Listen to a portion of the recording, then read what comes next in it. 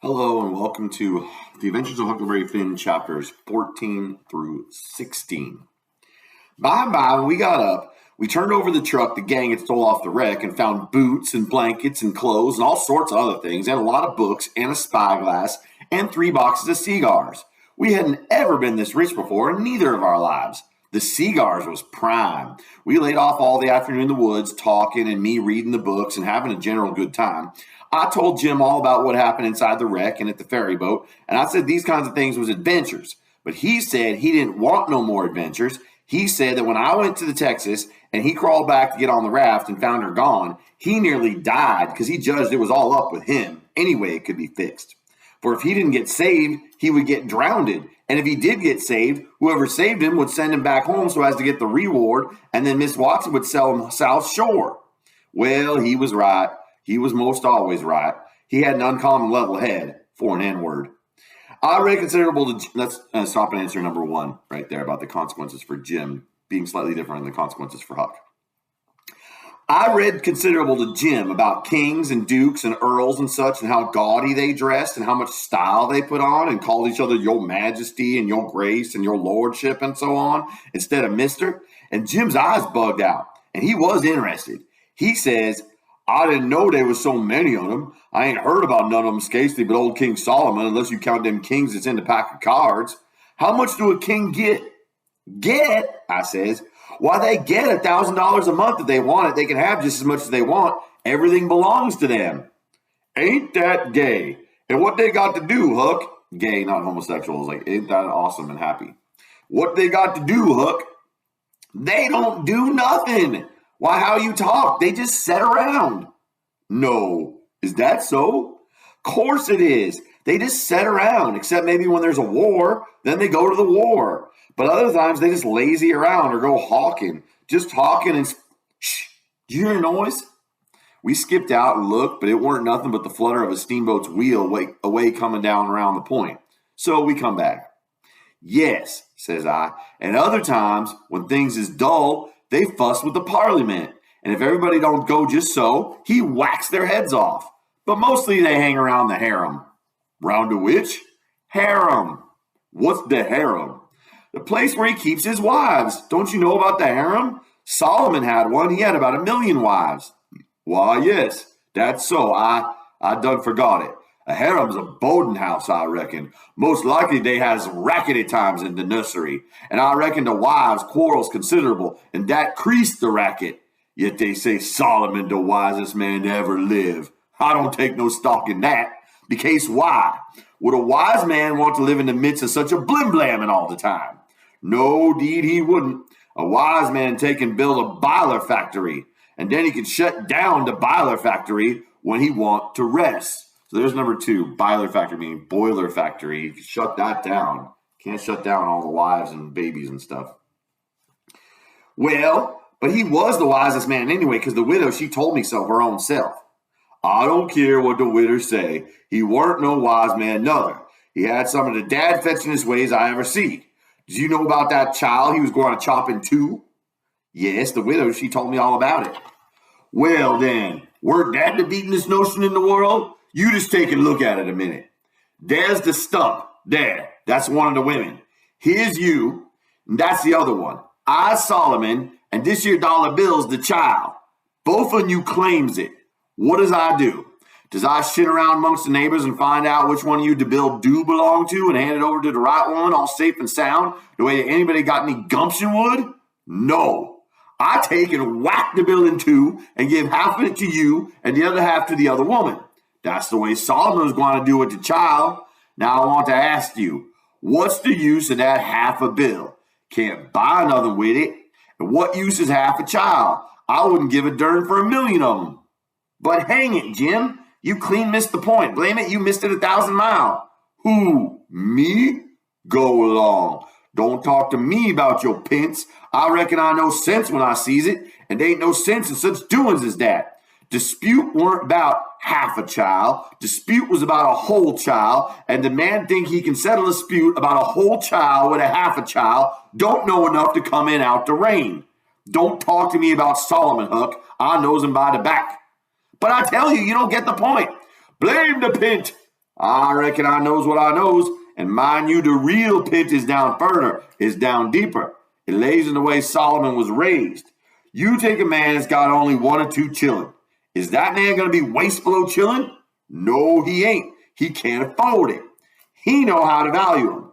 But you take a man that's got about 5 million children running around the house, and it's different. He as soon chop a child in two as a cat. They's plenty mo. A child or two mo or less want no consequence to Solomon. Dad fetch him. There's the answer to number 3 about why Solomon's not really smart. Jim just thinks he has a lot of kids. He doesn't really care. I never see such an N-word. If he got a notion in his head once, there weren't no getting it out again. He was the most down on Solomon of any N-word I ever see. So I went on talking about other kings and let Solomon slide. I told him about Louis XVI that got his head cut off in France a long time ago, and about his little boy, the Dolphin. That would have been a king, but they took and shut him up in jail, and some say he died there. By the way, Dolphin is Huck's mispronunciation of the word Dauphine, which is prince in French. Po little chap. But some says he got out and got away and come to America. That's good, but he'll be pooty lonesome. There ain't no kings here, is they, Huck? No. Then he can't get no situation. What's he going to do? Well, I don't know. Some of them gets on the police, and some of them learns people how to talk French. Why, Huck, don't the French people talk the same way we does? No, Jim. You couldn't understand a word they said, not a single word. Well, now, I'll be ding busted. How did that come? I don't know, but it's so. I got some of their jabber out of a book. Suppose a man was to come to you and say, Parlez-vous Franzy. What would you think? I wouldn't think nothing. I'd take and bust him over the head. That is, if he weren't white, I wouldn't allow no N-word to call me that. Shucks, it ain't calling you anything. It's only saying, do you know how to talk French? Well, then, why couldn't he say it? Why, he is a saying it. That's a Frenchman's way of saying it. Well, it's a blame ridiculous way, and I don't want to hear no more about it. There ain't no sense in it. Looky here, Jim. Does a cat talk like we do? No, a cat don't. Well, does a cow? No, a cow don't nother. Does a cat talk like a cow or a cow talk like a cat? No, they don't. It's natural and right for them to talk different from each other, ain't it? Of course. And ain't it natural and right for a cat and a cow to talk different from us? Why, most surely it is. Well then, why ain't it natural and right for a Frenchman to talk different from us? You answer me that. Is a cat a man, Huck? No. Well then, there ain't no sense in a cat talking like a man. Is a cow a man? Or is a cow a cat? No, she ain't either of them. Well then, she ain't got no business to talk like either one of the other of them. Is a Frenchman a man? Yes. Well then, Dad blame it. Why don't he talk like a man? You answer me that. I see it weren't no use wasting words. You can't learn an N-word to argue, so I quit. So there's number 4, how Jim says French people should talk the same as we do. Chapter 15. We judged that 3 nights more would fetch us to Cairo at the bottom of Illinois, where the Ohio River comes in, and that was what we was after. We would sell the raft and get on a steamboat and go way up the Ohio amongst the free states and be out of trouble. There's number 5 about what their plan is. Well, the second night, a fog began to come in, and we made for a towhead to tie to, for it wouldn't do to try to run in fog. But when I paddled ahead in the canoe with the line to make fast, there weren't anything but little saplings to tie to. I passed the line around one of them right on the edge of the cut bank, but there was a stiff current, and the raft come booming down so lively, she tore it out by the roots, and away she went. I see the fog closing down. It made me so sick and scared, I couldn't budge for almost half a minute, it seemed to me. And then there wasn't no raft in sight. You couldn't see 20 yards. I jumped into the canoe and run back to the stern and grabbed the paddle and set her back a stroke. But she didn't come. I was in such a hurry I hadn't untied her. I got up and tried to untie her, but I was so excited with my hands shook, so I couldn't hardly do anything with them. As soon as I got started, I took out after the raft, hot and heavy, right down the towhead. That was all right as far as it went, but the towhead weren't 60 yards long, and the minute I flew by the foot of it, I shot out into the solid white fog and hadn't no more idea which way I was going than a dead man. Thinks I, it won't do to paddle. First I know I'll run into the bank or a towhead or something. I got to set still and float, and yet it's mighty fidgety business to have to hold your hand still at such a time. I whooped and listened. Away down there somewhere, I hears a small whoop, and up comes my spirits. I went tearing after it, listening sharp to hear it again. Next time it come, I see I weren't heading for it, but heading away to the right of it. And the next time I was heading away to the left of it. And not gaining on it much either, for I was flying around this way and that and to other, but it was going straight ahead all the time. I did wish the fool would think to beat a tin pan and beat it all the time, but he never did. And it was the still places between the whoops that was making the trouble for me. Well, I fought along, and directly I hears the whoop behind me. I was tangled good now. That was somebody else's whoop, or else I was turned around. I throw the paddle down. I heard the whoop again. It was behind me yet, but in a different place. It kept coming. It kept changing its place, and I kept answering until by and by it was in front of me again, and I know the current had swung the canoe's head downstream, and I was all right, if that was Jim and not some other raftsman hollering. I couldn't tell nothing about voices in a fog, for nothing don't look natural nor sound natural in a fog. The whooping went on, and about a minute I come booming down on a cut bank with smoky ghosts of big trees on it, and the current throwed me off to the left and shot by amongst a lot of snags that fairly roared. The current was tearing them by so swift. In another second or two, it was solid white and still again. I sat perfectly still then, listening to my heart thump, and I reckon I didn't draw a breath while it thumped 100. I just give up then. I knowed what the matter was. That cut bank was an island, and Jim had gone down the other side of it. It wasn't no towhead that you could float by in 10 minutes. It had a big timber of a regular island. It might be 5 or 6 miles long and more than a half a mile wide. I kept quiet with my ears cocked about 15 minutes, I reckon. I was floating along, of course, 4 or 5 miles an hour, but you don't ever think of that. No, you feel like you are laying dead still on the water. And if a little glimpse of a snag slips by, you don't think to yourself how fast you're going, but you catch your breath and think, my, how that snag's tearing along. If you think it ain't dismal and lonesome out in the fog that way by yourself in the night, you try it once. You'll see. Next, for about a half an hour, I whoops now and then. At last I hears the answer a long ways off and tries to follow it, but I couldn't do it. And directly I judged I got into a nest of towheads, for I had little dim glimpses of them on both sides of me, sometimes just a narrow channel between, and some that I couldn't see. I knowed it was there because I'd hear the wash of the current against the old dead brush and trash that hung over the banks. Well, I weren't long losing the whoops down amongst the towheads, and I only tried to chase them a little while anyway, because it was worse than chasing a jack-o'-lantern. You never notice sound dodge around so and swap places so quick and so much. So there's number 6 about why it's so difficult to find Jim in the fog, because of the sound. I had to claw away from the bank pretty loudly 4 or 5 times to keep from knocking the islands out of the river, and so I judged the raft must be butting into the bank every now and then, or else it would just get further ahead and clear out of hearing. It was floating a little faster than what I was. Well, I seemed to be in the open river again by and by, but I couldn't hear no signs of a whoop nowheres. I reckon Jim had fetched up on a snag maybe, and it was all up with him. I was good and tired, so I lay down in the canoe and said I wouldn't bother no more. I didn't want to go to sleep, of course, but I was so sleepy I couldn't help it, so I thought I would just take one little cat nap.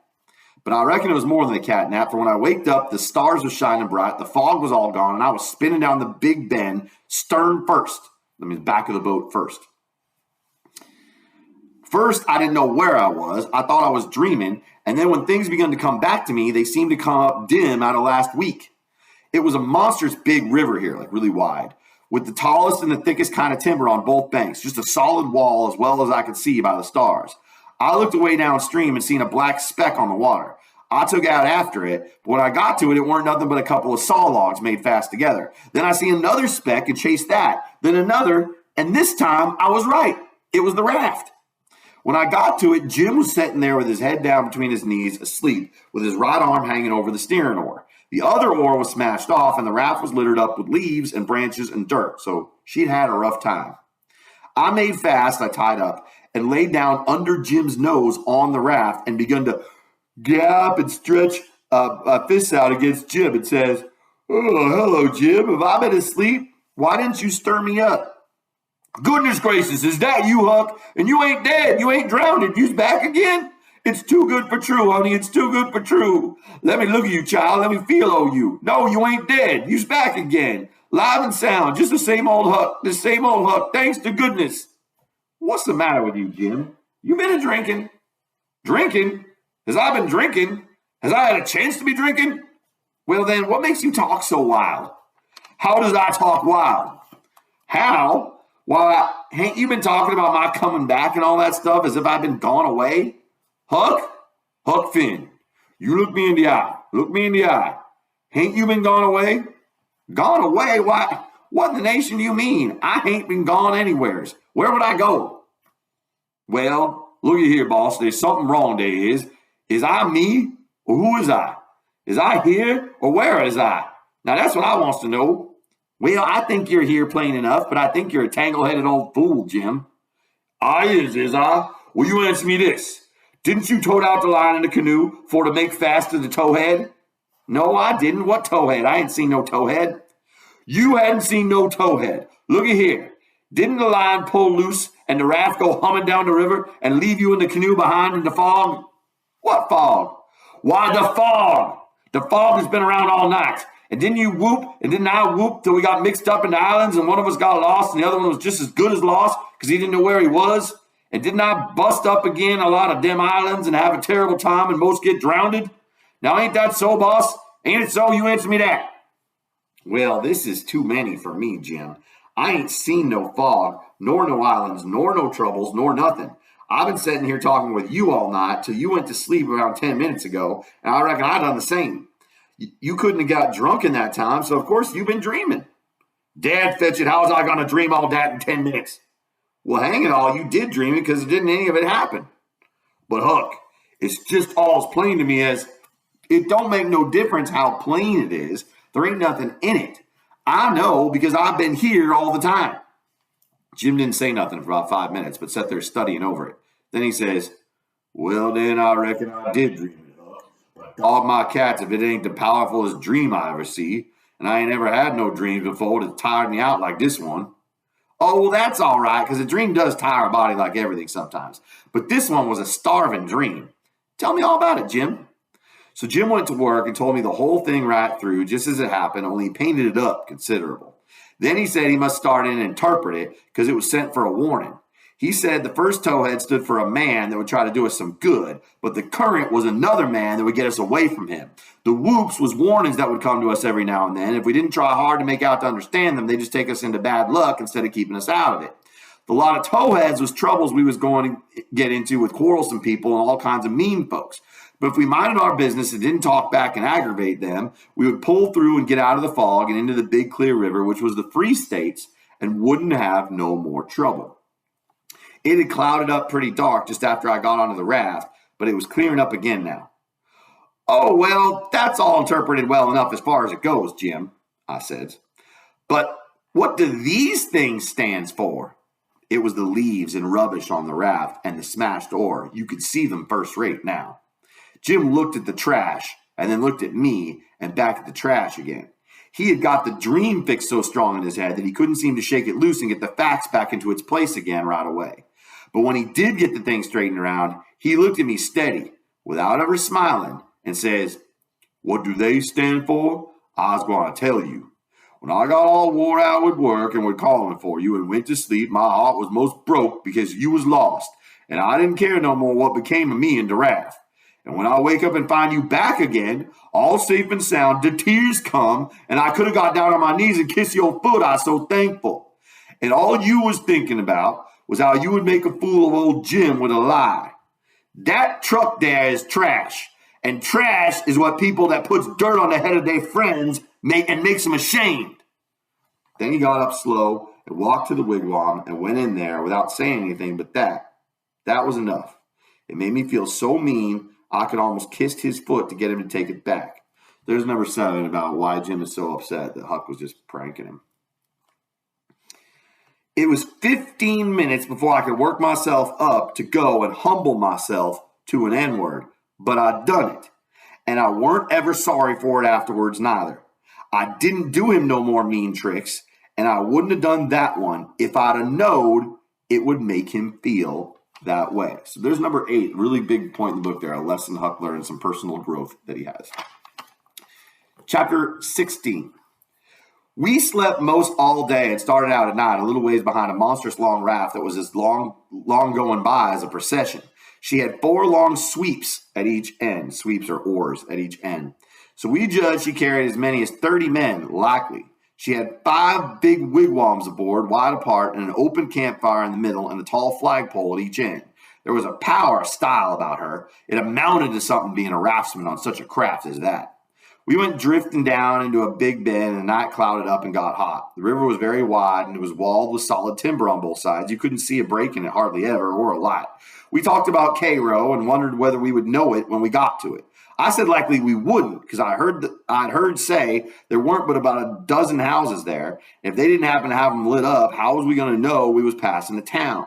Jim said if the two big rivers joined together there, that would show. But I said maybe we might think we was passing the foot of an island and coming into the same old river again.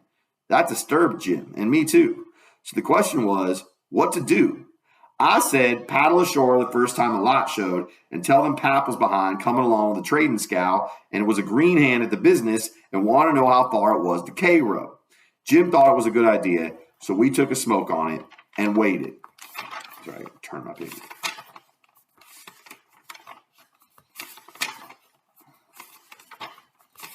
Sorry, the whole part I have to skip here. There weren't nothing to do now but look out sharp for the town and not pass it without seeing it. He said he'd be mighty sure to see it because he'd be a free man the minute he seen it, but if he missed it, he'd be in the slave country again and no more show for freedom. Every little while, he jumps and up and says, there she is! But it weren't. It was jack-o'-lanterns or lightning bugs, so he sat down again and went to watching, same as before. Jim said it made him all over trembly and feverish to be so close to freedom. Well, I can tell you it made me all over trembly and feverish, too, to hear him, because I begun to get through in my head that he was most free, and who was to blame for it? Why, me. I couldn't get that out of my conscience. No how, nor no way. It got to troubling me so I couldn't rest. I couldn't stay still in one place. It had never come home to me before what this thing was that I was doing. But now it did. And it stayed with me and scorched me more and more. I tried to make it out to myself that I weren't to blame because I didn't run Jim off from his rightful owner. But it weren't no use. Conscience up and says every time, but you knowed he was running for his freedom. And you could have paddled ashore and told somebody. That was so. I couldn't get around that. No way. That was where it pinched. Conscience says to me, what had poor Miss Watson done to you? You could see her N-word go off right under your eyes and never say one single word. What did that poor old woman do to you that you could treat her so mean? Why, she tried to learn you your book. She tried to learn you your manners. She tried to be good to you in every way she knowed how. That's what she done. I got to feeling so mean and miserable, I almost wished I was dead.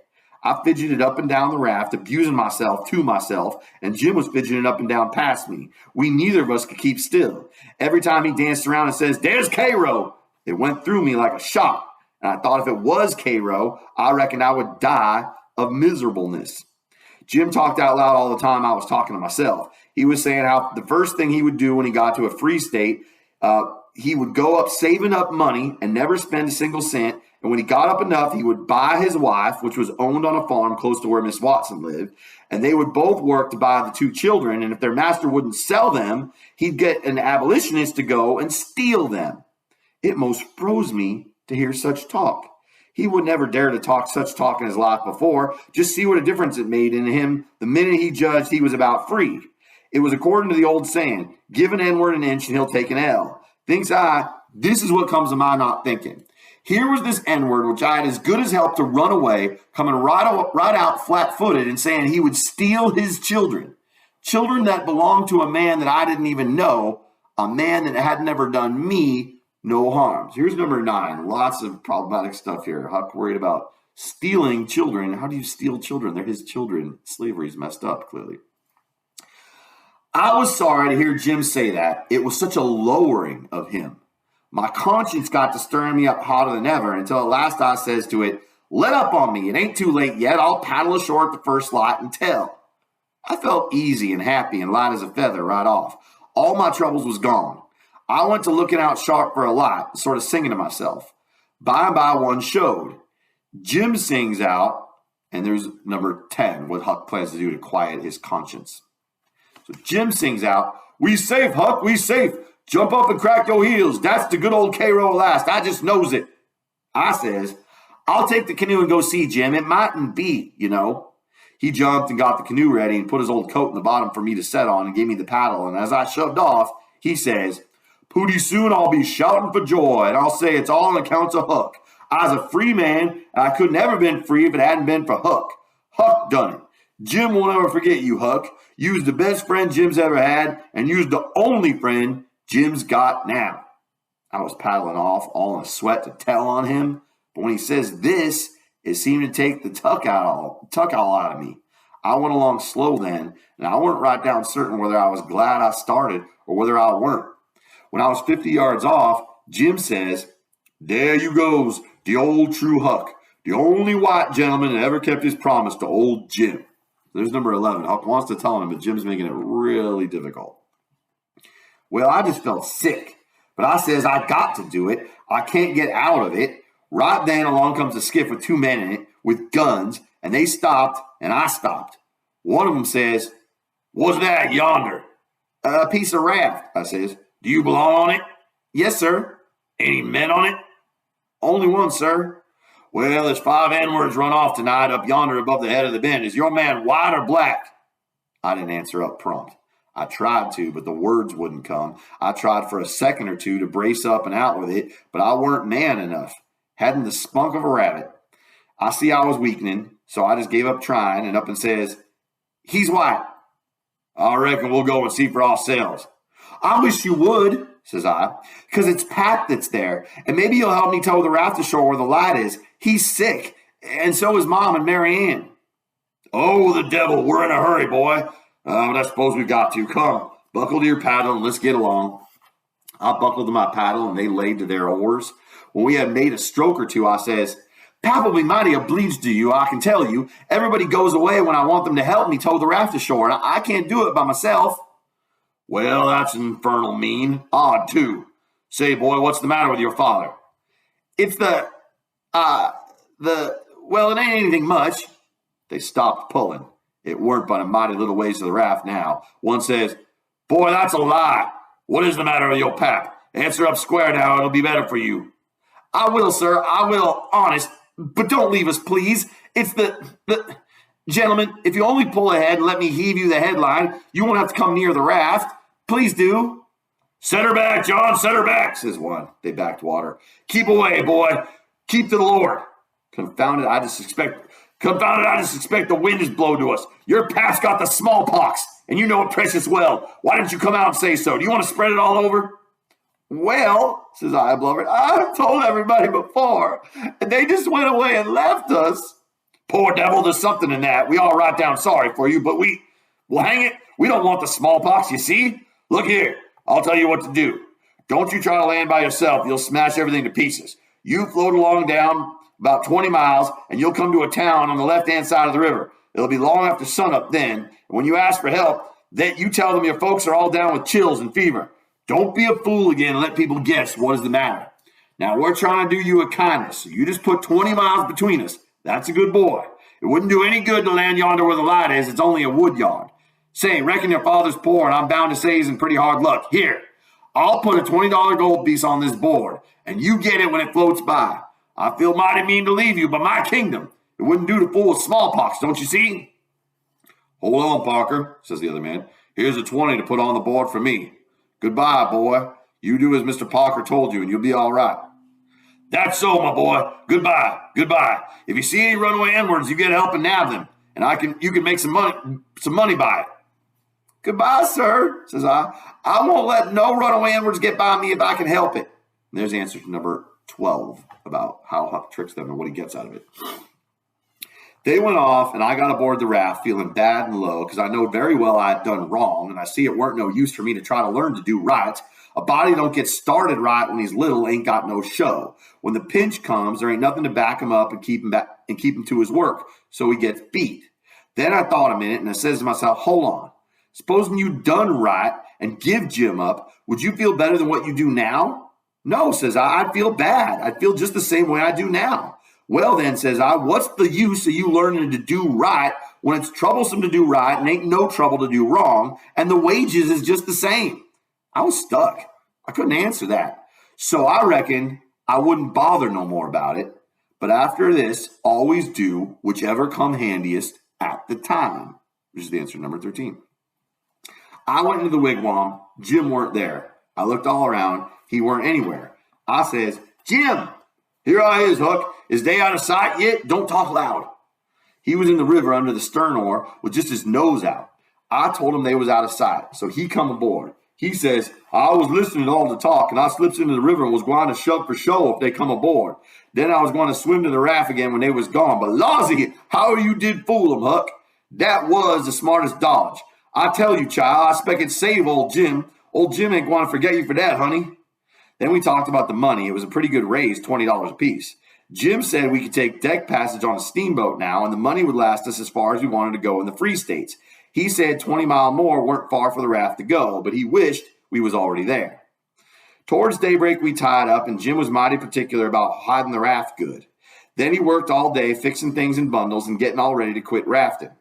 That night, about 10, we hove inside of the lights of the town away down in the left-hand bend. I went off in the canoe to ask about it. Pretty soon I found a man out in the river with a skiff setting a trot line. I ranged up and says, Mister, is that town Cairo? Cairo? No, you must be a blame fool. What town is it, mister? If you want to know, go and find out. If you stay here bothering me about me for half a minute longer, you'll get something you don't want.